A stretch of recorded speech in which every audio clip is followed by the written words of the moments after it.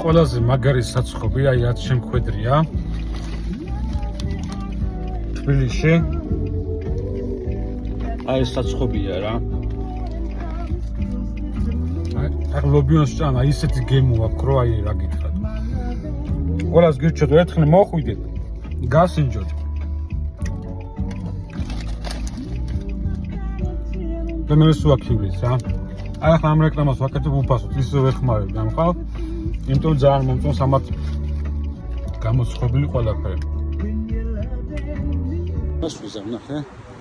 აი მოსკოვის გამზირი. აი პოლიციასთან.